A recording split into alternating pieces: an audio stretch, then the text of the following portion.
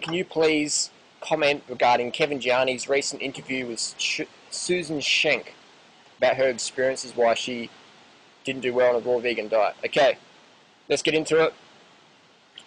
Firstly, Susan Schenk, I listened to the interviews. Kevin Gianni, great guy, does some good interviews. So I listened to the interviews of Susan Schenk, and she said she was 99% vegan. 99% vegan.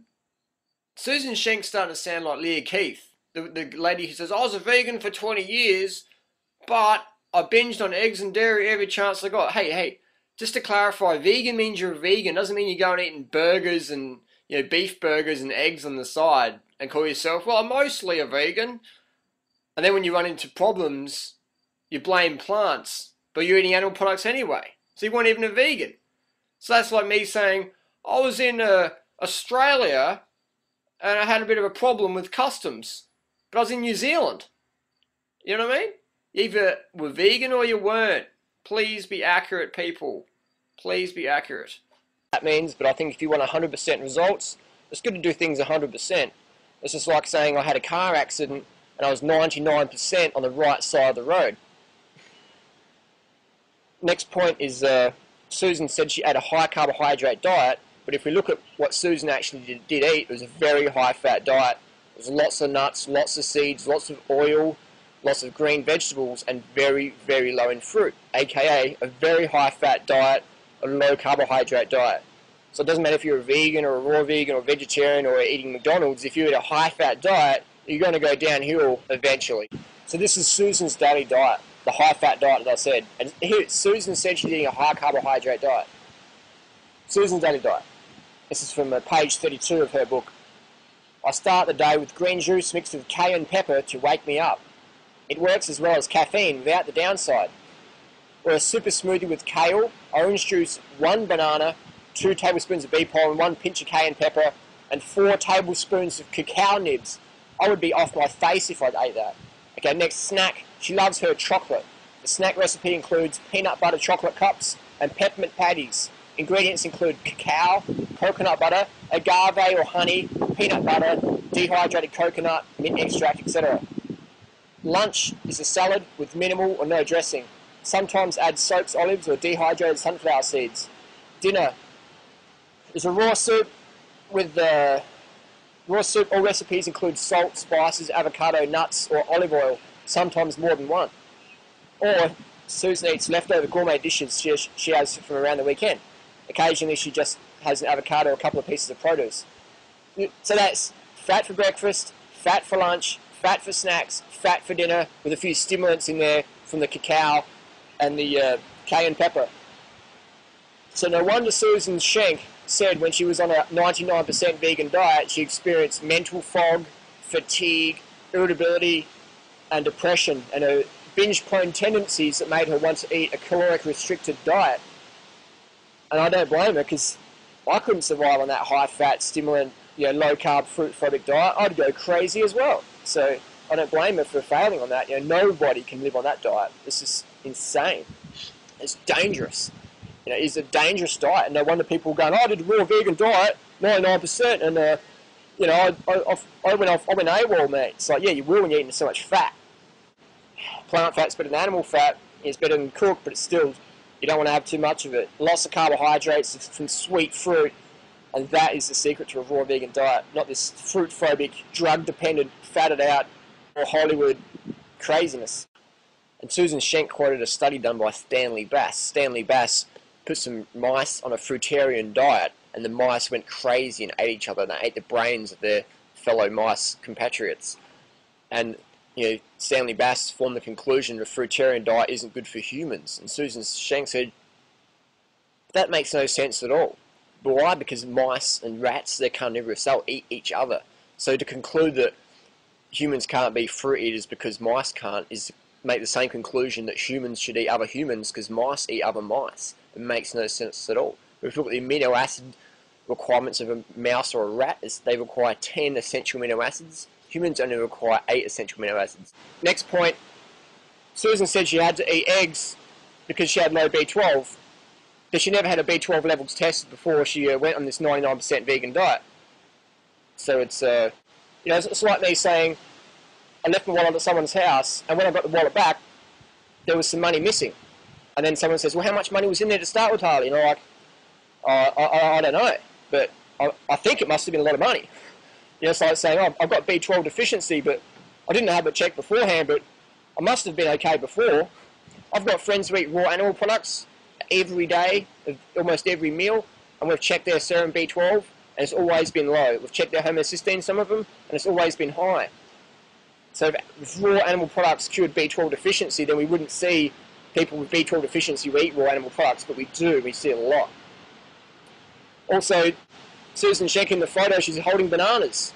But she says bananas are bad, so why not hold up a picture of a dead fish or half a pig's head? And so I find that quite interesting. And another point is Susan Schenk's not even an athlete. She's probably a lovely lady. I've never met Susan. I'm sure she's a lovely lady. I'm sure she's watching this, so pay attention if you are, Suze. She's not even an athlete, and she's saying she didn't get enough protein on a vegan diet. Me, you know, running marathons and winning 24-hour mountain bike races, I've cycled over 170,000 kilometres as a vegan. So when a non-athlete says, I didn't get enough protein, I have to ask, how many grams of protein were you getting as a 99% vegan? And how many grams of protein are you getting now? And 100% of the time, the answer is, I don't know. So how can we really objectify if we don't even know?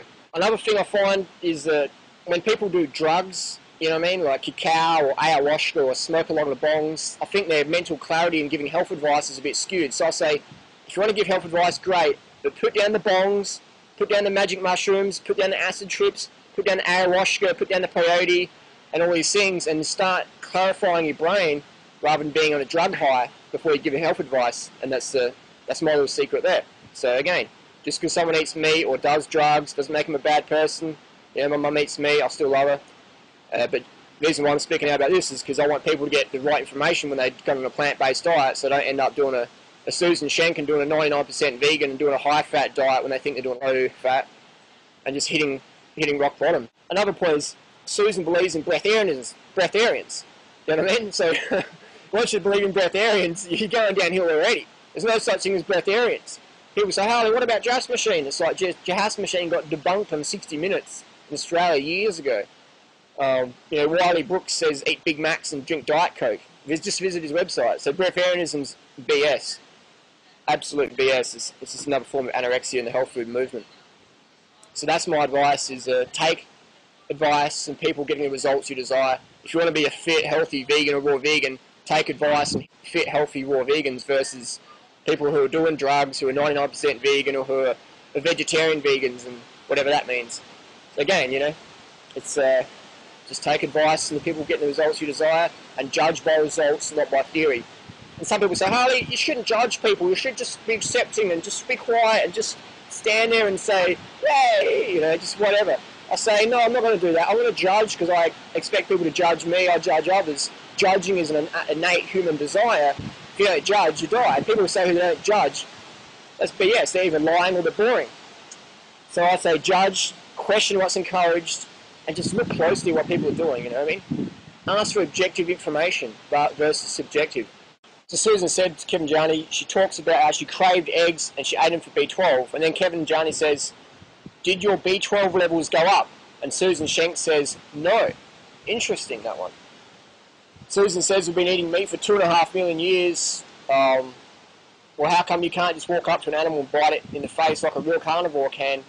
Because that's the last time I checked, tigers, dogs, cats, they can all do that. But humans, we have to, you know, sort of do it in slaughterhouses and pay people to do things we would never do. And if we did do them, we wouldn't want to do them in public because, you know, people would think we're crazy psychopaths. We have animals as pets. It's not idealism, it's just human instinct. Is you eat animal products, your health goes downhill. And the more animal products you eat, the worse your health gets. Just look at the people who eat the most animal products versus the people who eat the most plants. So that's an interesting one. So B12 didn't go up after consuming animal products, which is common because, like I said before, all my friends who eat animal products, they have low B12, the ones who are in the raw scene. So Susan says we're meant to eat meat, but then she says, I put the meat in the dehydrator overnight so it doesn't look so raw.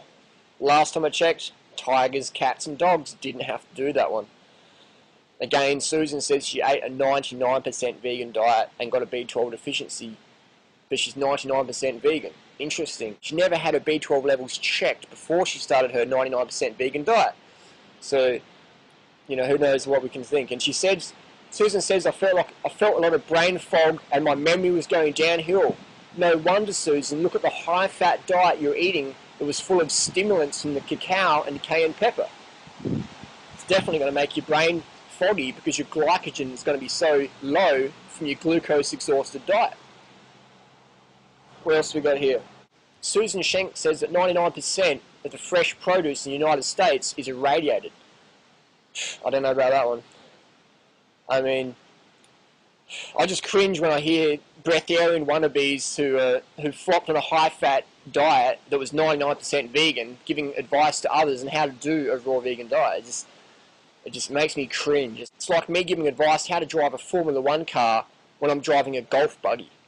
You know what I mean? It's insane. So I've seen people die. I've seen people commit suicide. I've seen people become obese. I've seen people become emaciated, binge-prone, depressed, weak individuals because they've tried to follow this fruit-phobic, carbohydrate-phobic, you know, high-fat, drug-dependent, cacao-gobbling, ayahuasca slurping, bong puffing, magic mushroom popping, LSD flipping, you know, peyote purging, freak-out diet on calorie restriction where the ultimate aim is to become a breatharian.